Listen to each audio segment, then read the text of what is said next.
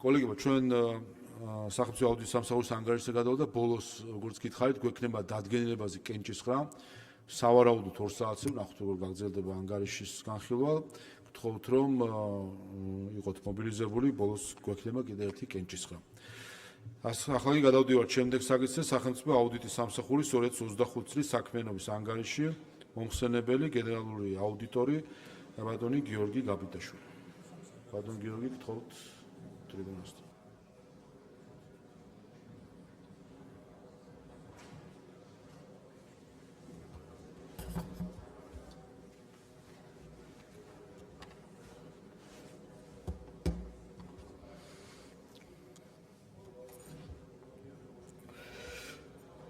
მოგესალმებით ბატონო პარლამენტის თავმჯდომარე, მოგესალმებით პატივცემულო დეპუტატის წევრებო, პარლამენტის წევრებო. წარმოგიდგენთ სახელმწიფო აუდიტის სამსახურის 2005 წლის საქმიანობის ანგარიშს. გასულ წელს სამსახურმა არაერთი მნიშვნელოვანი ნაბიჯი გადადგა ინსტიტუციური, ორგანიზაციული და პროფესიული სტანდარტების გამტკიცების მიმართულებით და გაგაცნოთ სამსახურის მიერ მიღწეულ ძირითად შედეგებს. 2025 წელს ჩავატარეთ 44 აუდიტი, მათ შორის 5 ფინანსური, 26 უწყებათა შორისი, შესაბამისობის 3 უწყებათა შორისი და 10 ეფექტიანობის აუდიტი.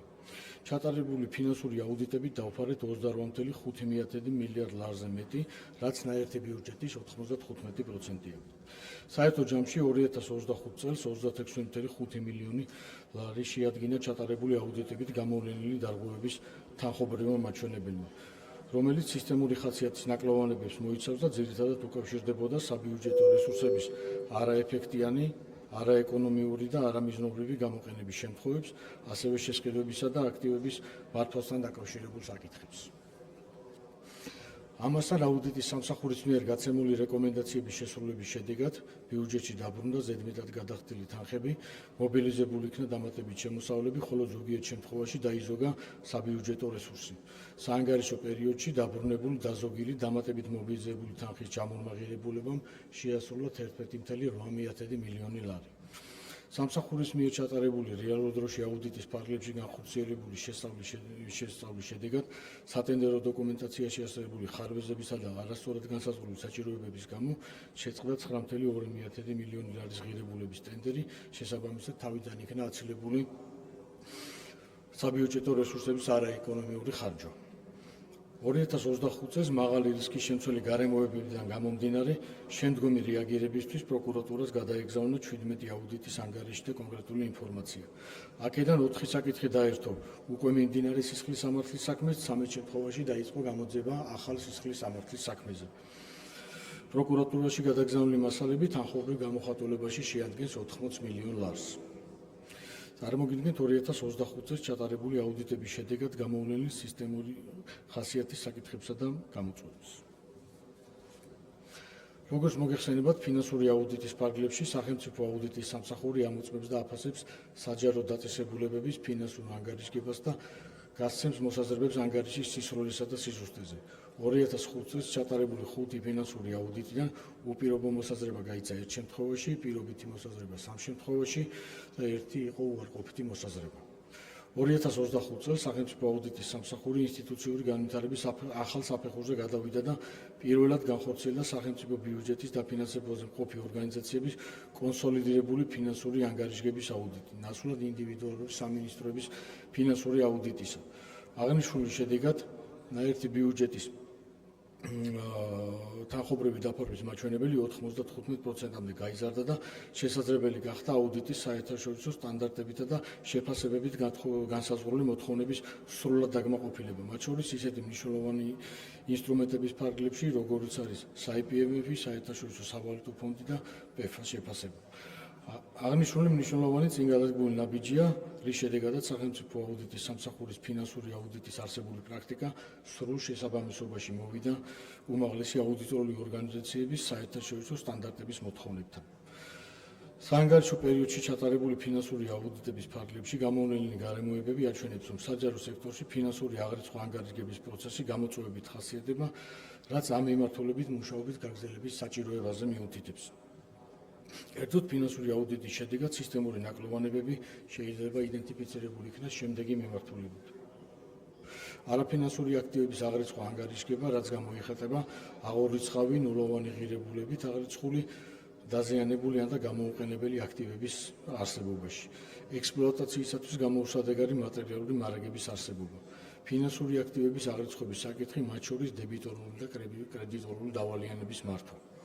წილობრივ ინსტრუმენტებში ინვენტარიზაციის აღრიცხვა ანგარიშგება, ერთიანი სააღრიცხვო პოლიტიკის არარსებობა, რაც ვერ უზრუნველყოფს შიდა ჯგუფური ოპერაციების ელიმინირების შესრულებას.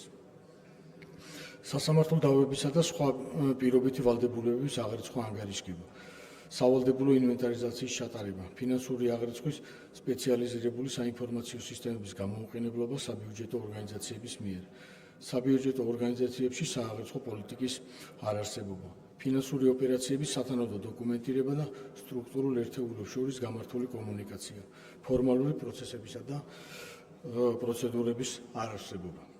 ფინანსური აუდიტების ფარგლებში გამოვლენილი ნაკლოვანებების გამომწვევი მიზეზებიდან აღსანიშნავია არასათანადოდ შემუშავებული ან და ფუნქციონირებადი კონტროლის მექანიზმები, რაც განაპირობებს პროცესის არასრულ ფორმალიზებას. ბუღალტრული აღრიცხვისა და ფინანსური ანგარიშგების ნაკლებ პრიორიტეტულობა საჯარო სექტორში. სახელმწიფო ხაზინის მიერ ერთიანი სააღრიცხვო პოლიტიკის არარსებობა, რაც ვერ უზრუნველყოფს ფინანსური ანგარიშგებების უნიფიცირებული ფორმით მომზადებას. პერსონალის კვალიფიკაცია საჯარო სექტორში აღრიცხვის საერთაშორისო სტანდარტების IPSAS-ის მიმართულებით. რაც შეეხება შესაბამისობის აუდიტებს. 2025 წელს ჩავატარეთ 29 შესაბამისობის აუდიტი, რომლის ფარგლებშიც დაიფარა 3.2 მილიარდი ლარი. აუდიტის სამსახურის პრიორიტეტული მიმართულებაა საჯარო სექტორში არსებული სისტემური ხასიათის ნაკლოვანებების იდენტიფიცირება და შესაბამისი რეკომენდაციების გაცემა. ამ მიზნით სამსახური იყენებს სისტემური, ეგრეთ წოდებული უწყებათა შორისი შესაბამისობის აუდიტის ინსტრუმენტს, რომლის ფარგლებშიც თემატურად იფარება ათეულობით საბიუჯეტო ორგანიზაცია, განსხვავებით ტრადიციული შესაბამისობის აუდიტის. აღნიშნული აუდიტის შედეგად გამოვლენილი საკითხები საერთოა საჯარო უწყებების უმრავლესობისათვის და ხშირ შემთხვევაში მათი აღმოფხვრა სცილდება ცალკეული ორგანიზაციის უფლებამოსილებებს. შესაბამისად, სისტემური შესაბამისობის აუდიტი ზრდის აუდიტის შედეგად მოტანილ სარგებელსა და მისი მასშტაბის ეფექტიდან გამომდინარე. 2025 წელს ჩავატარეთ 3 უწყებათა შორისი შესაბამისობის აუდიტი, რომლის ფარგლებშიც შესწავლილი იქნა საჯარო უწყებების ადმინისტრაციული ხარჯები სახელმწიფოს ყველა დონეზე. აუდიტის სამსახურის კიდევ ერთი სტრატეგიული მიმართულებაა სახელმწიფო საწარმოების აუდიტი. სამსახურის გაცხადებული მიზანია სტრატეგიის პერიოდში განახორციელოს 20 მსხვილი სახელმწიფო საწარმოს აუდიტი. მხოლოდ 2025 წელს სამსახურმა ჩაატარა 7 სახელმწიფო საწარმოს ინდივიდუალური შესაბამისობის აუდიტი, 3 სისტემური შესაბამისობის და 1 ეფექტიანობის აუდიტი სახელმწიფო საწარმოებში. შედეგად ჩვენ 2025 წლის ბოლოს მივუახლოვდით 2027 წლის სტრატეგიით დადგენილ მიზნობრივ ნიშნულს.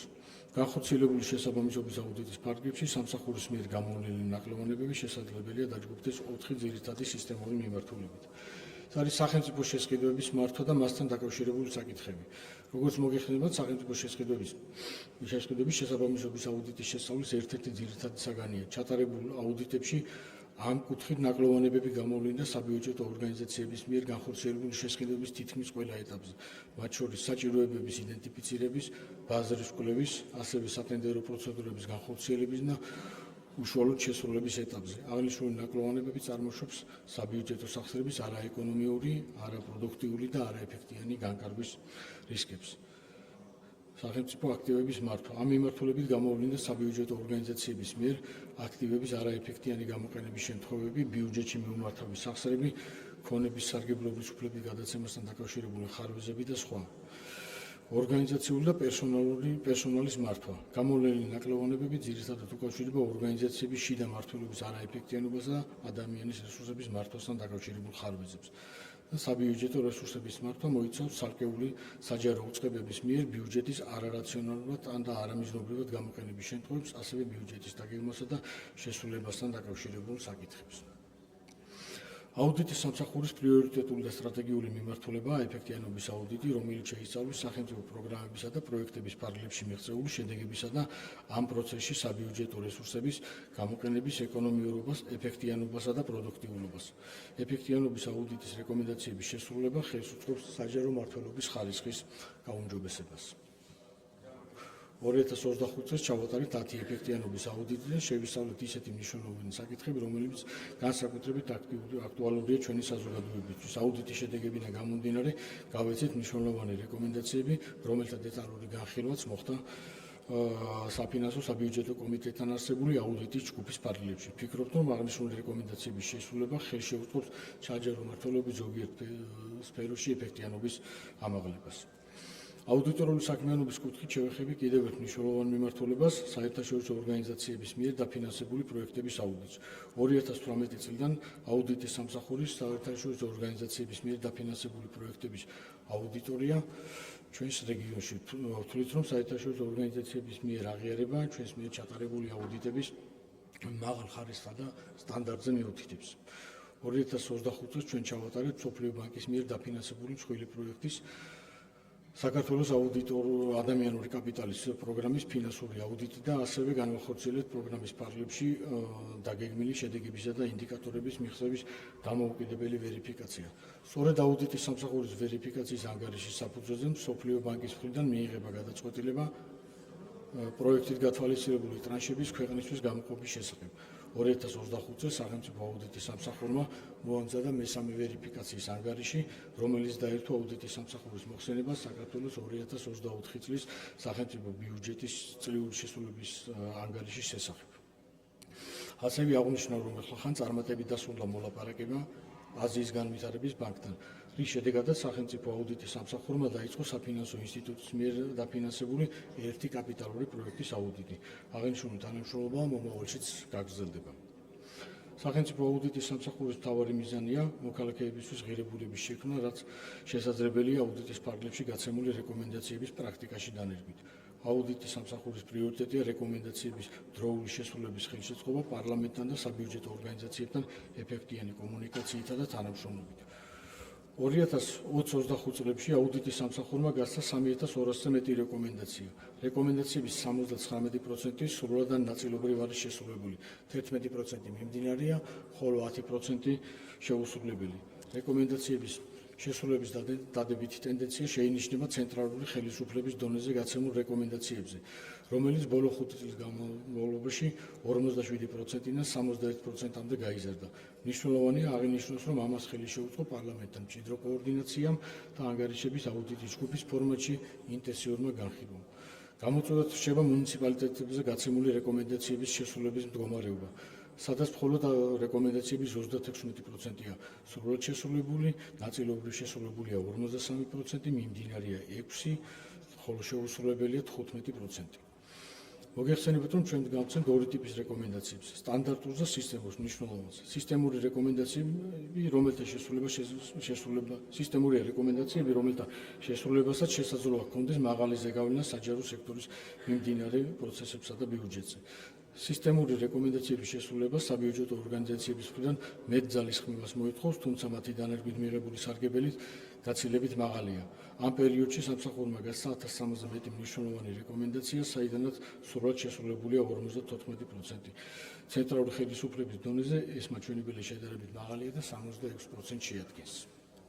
ვფიქრობ, ასევე საინტერესოა სტატისტიკა აუდიტის სახეობების მიხედვით რეკომენდაციების შესრულების კუთხით. შესრულების ყველაზე მაღალი მაჩვენებელი აქვს ფინანსური აუდიტის ფარგლებში გაცემულ რეკომენდაციებს 61%, ხოლო ყველაზე დაბალი ეფექტიანობის აუდიტის რეკომენდაციებს 30%.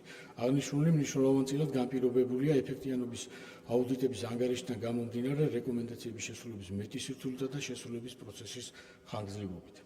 როგორც მოგეხსენებათ, აუდიტის სამსახურმა წარმატებით დანერგა პრაქტიკაში რეკომენდაციების შესრულების მონიტორინგის ელექტრონული სისტემა არის, რომელსაც რეკომენდაციების შესრულების მონიტორინგის პროცესი სრულად გადაყავს ელექტრონულ სივრცეში.